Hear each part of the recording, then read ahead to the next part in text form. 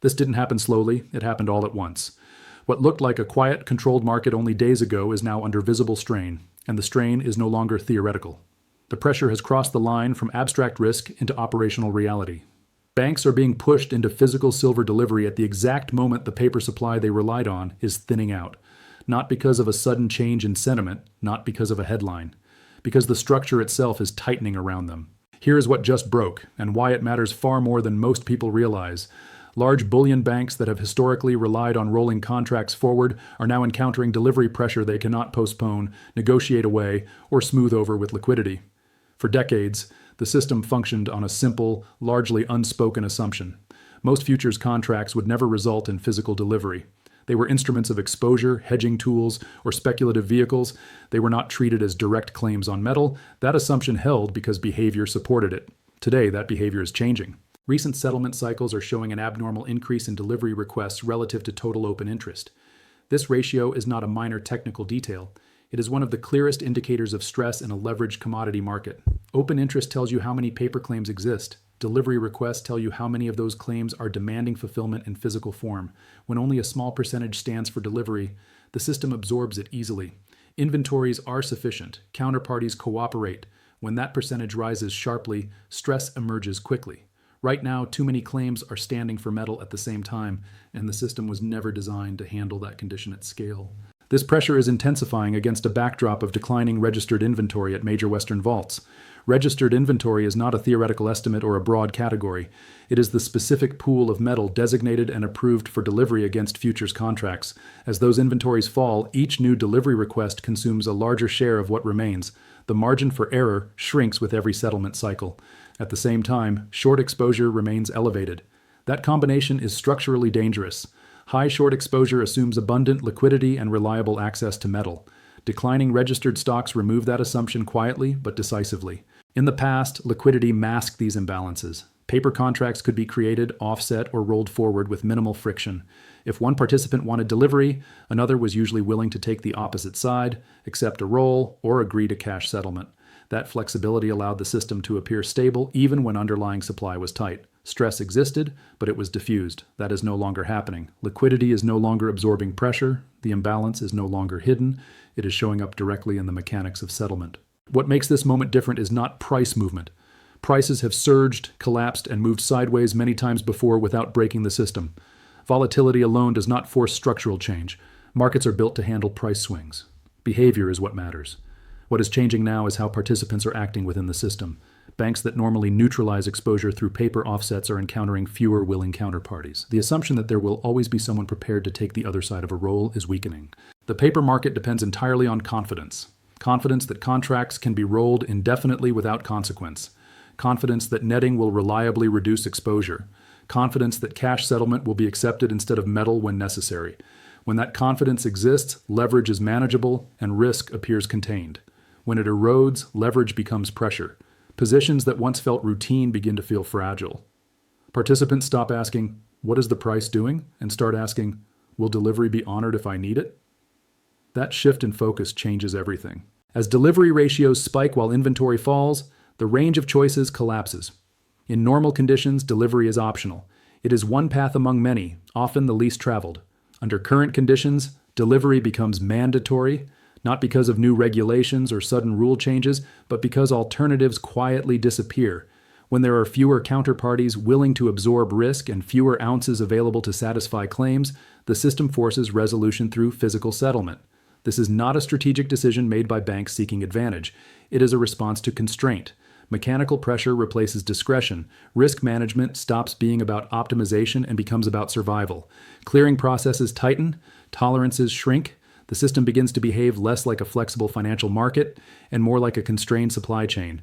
Once that transition begins, it is difficult to reverse. Confidence does not return on command. Inventories do not rebuild overnight. Behavior, once altered, tends to persist. The market can continue to function, trades can still clear, and prices can still print, but the underlying logic has changed. When delivery shifts from being a theoretical endpoint to a practical requirement, the nature of the market changes with it. And once that happens, the paper framework that supported it no longer operates the way it used to. This is not a decision banks are making strategically. It is a constraint imposed by the structure itself. Mechanical pressure replaces discretion. Risk managers stop optimizing for profit and start minimizing exposure. Clearing requirements tighten. Margin sensitivity increases. What once functioned as a flexible paper market begins to behave like a constrained physical one. That transition is subtle but irreversible once it begins. The market does not announce it. It reveals it through settlement data, inventory reports, and behavior shifts. By the time it becomes obvious to casual observers, it has already altered how institutions operate. And once delivery becomes unavoidable rather than optional, the foundation of the paper market changes permanently. This is where control starts to slip. Paper silver only works when physical demand stays in the background. As long as most participants trade exposure instead of metal, leverage remains manageable. But when enough holders demand the underlying asset, leverage turns into pressure. Every ounce demanded tightens the system further. Each delivery drains inventory that supports many more paper claims. That is mechanical pressure, not sentiment. Banks are not flipping strategies out of confidence. They are responding to constraint. When delivery requests increase, shorts are forced to source metal or close exposure at unfavorable terms. That stress feeds back into the system. Clearing members raise margin requirements. Liquidity thins. Spreads widen. The structure becomes fragile. None of this requires panic. It only requires math. This is why the system is losing control quietly, not explosively. The paper market cannot expand supply on demand. Physical silver is mined, refined, shipped, and stored.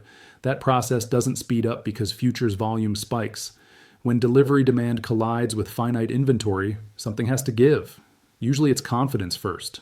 This brings us to the price everyone sees and why it no longer tells the full story.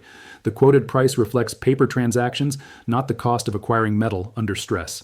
In stable conditions, those two track closely. Under strain, they separate. We are seeing that separation widen. Premiums in Asia are holding firm or rising even as Western paper prices hesitate. That is not arbitrage failure, it is availability. Physical buyers in markets like China and India are paying above benchmark prices to secure metal now, not later.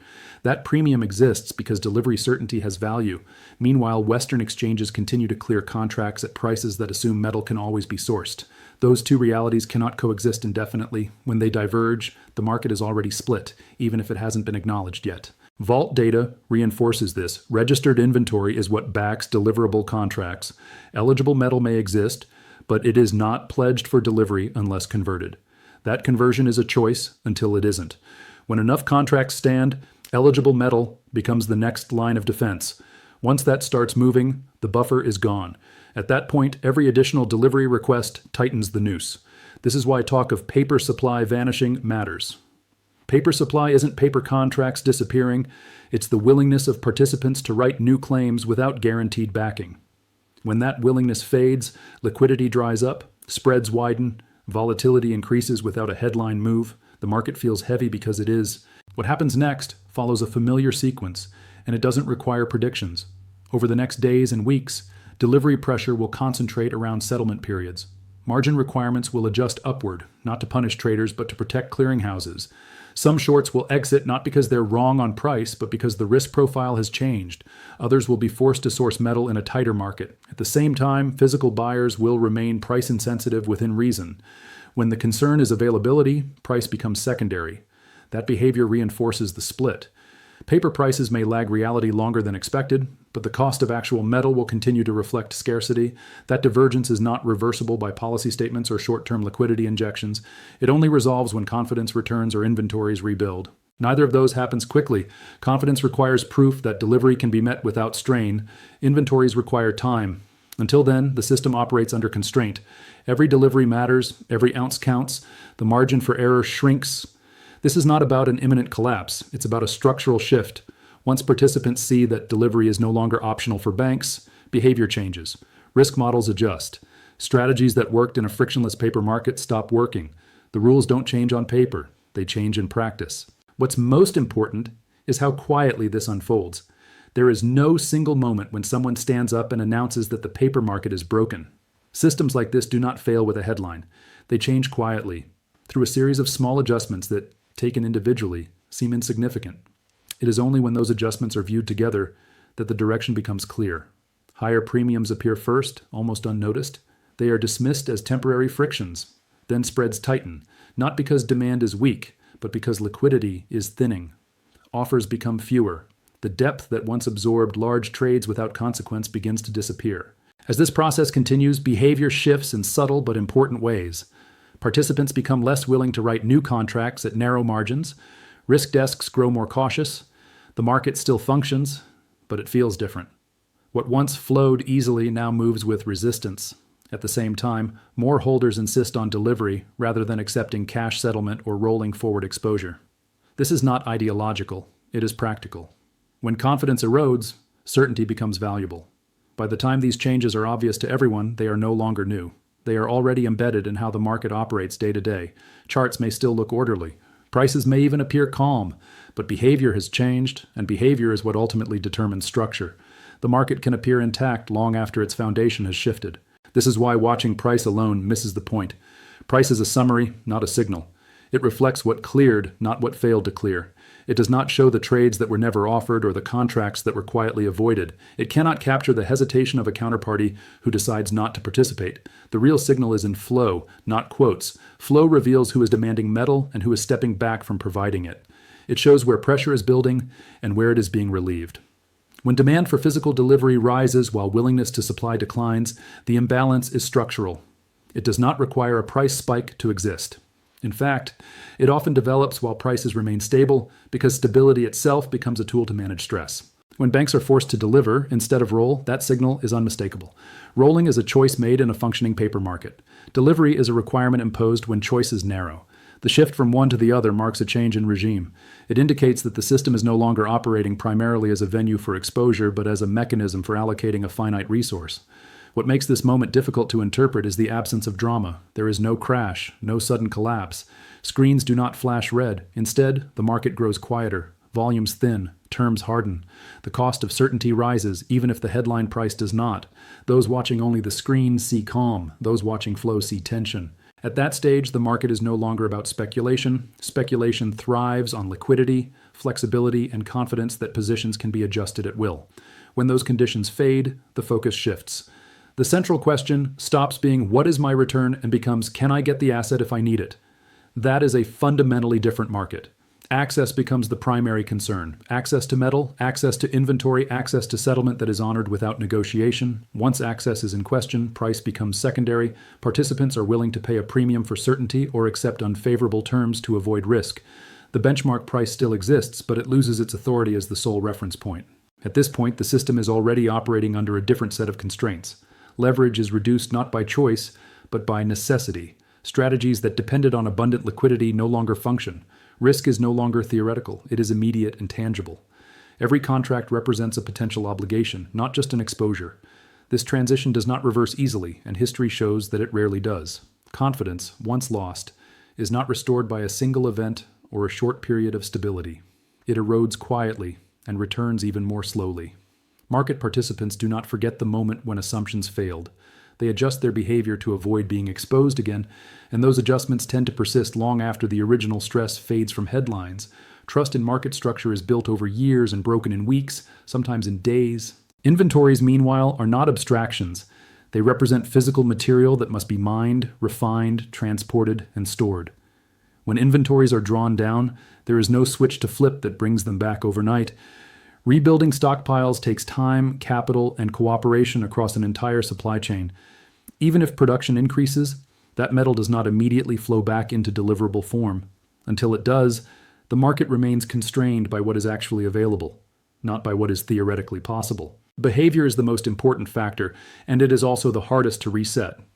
Once participants change how they operate, those changes become embedded in systems, risk models, and decision-making processes. Institutions revise internal limits. They alter margin assumptions. They shorten time horizons. They reduce reliance on strategies that depend on frictionless liquidity. These shifts are not reversed simply because prices stop moving or volatility declines. Stability does not erase memory. As the market adapts to this new reality, those adaptations become the new normal. Participants learn to operate within tighter constraints.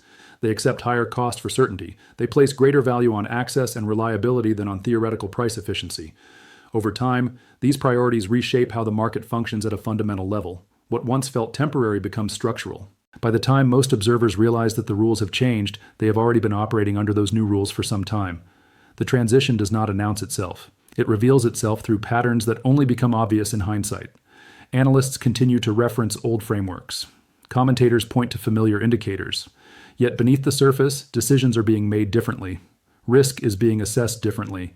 The market looks the same, but it does not behave the same. The system itself does not disappear. Trades still clear, contracts still settle, prices still print on screens.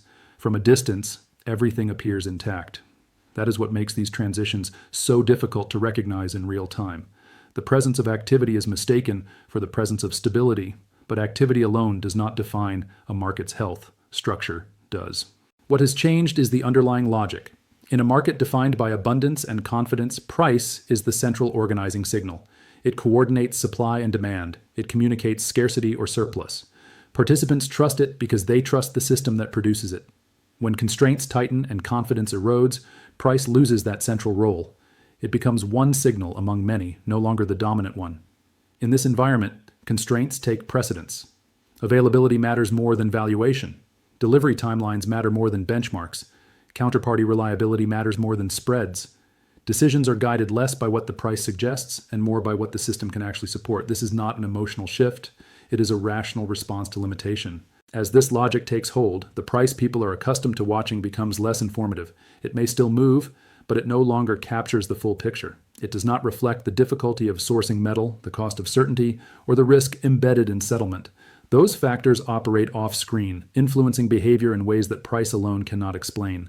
This is the point at which many market participants feel disoriented. The tools they relied on still exist, but they no longer produce the same results. Strategies that once worked reliably begin to fail quietly. Outcomes diverge from expectations. The instinct is to wait for a return to normal, but normal has already shifted. Once the market begins operating under these new constraints, reversal becomes increasingly unlikely without a significant change in underlying conditions. That could mean a sustained rebuilding of inventories, a restructuring of obligations, or a long period of demonstrated stability that restores trust. None of those happen quickly. All of them require time and consistency. Until then, the market continues forward, not backward. It evolves around the constraints rather than eliminating them. Participants adjust, institutions adapt. The framework changes incrementally until it is no longer the same framework at all. At that point, the price you thought mattered becomes secondary. It still exists, but it no longer defines the market. It reacts to constraints instead of dictating outcomes. The true drivers operate beneath it, shaping behavior regardless of what the screen shows. And when constraints rather than price become the organizing force, the market has crossed a threshold that is difficult to uncross. At that stage, the market is no longer governed by perception. It is governed by limitation. And when limitation takes control, the role of price fundamentally changes. At that point, the price won't matter anymore. Around them,